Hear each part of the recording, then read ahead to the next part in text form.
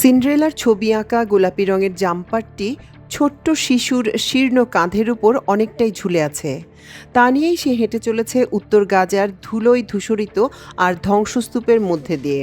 ছোট্ট এই শিশুর নাম জানা মোহাম্মদ খলিল মুসলে আল স্কেফি। বয়স 12। কিন্তু এই বয়সে সে যেন পৌঁছে গেছে তারুণ্যে। রুগ্ন দেহের শিশুটি শুধু নিজের জন্যই নয়, লড়াই করছে পুরো পরিবারকে বাঁচাতে। তার শীর্ণ হাতে এখন আর কোনো খেলনা বা বই খাতা থাকে না।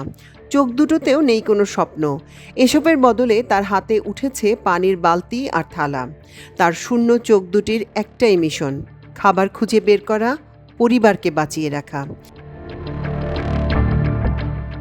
পেছনের ইতিহাসটা করুন। 1 বছরেরও বেশি সময় আগে ইসরায়েলি স্নাইপার তার বড় ভাইকে হত্যা করে। সন্তান হারিয়ে অসুস্থ মা বাবা যেন আরও অসুস্থ হয়ে পড়েন।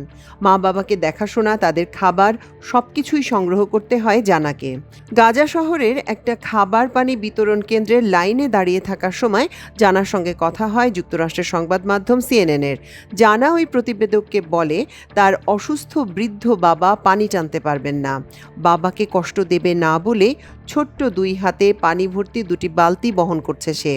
আশ্রয় শিবিরে পৌঁছাতে পৌঁছাতে অনেকটাই পানি তার গায়ের জামা ভিজিয়ে দেয়। গাজায় যুদ্ধ শুরু হওয়ার পর এমনিতেই সেখানে চলছিল খাবার ও পানির সংকট। 11 সপ্তাহ ধরে ইসরায়েল এই অঞ্চলের সব ধরনের ত্রাণ সহায়তা বন্ধ করে দেওয়ায় পরিস্থিতি আরও ভয়াবহ আকার ধারণ করেছে। চলতি মাসের শুরুতে জাতিসংঘ প্রকাশিত এক প্রতিবেদনে বলা হয়, গাজায় প্রতি 5 জনের 1 জন এখন চরম অনাহারী। 2.1 মিলিয়ন বা 21 লাখ মানুষ এখন এই অঞ্চলে মনুষ্য সৃষ্ট চরম দুর্ভিক্ষের কবলে পড়তে যাচ্ছে। এদিকে ইসরায়েলের দাবি, জিম্মি মুক্তিতে হামাসকে চাপে রাখতেই ত্রাণ অবরোধ করেছে তারা।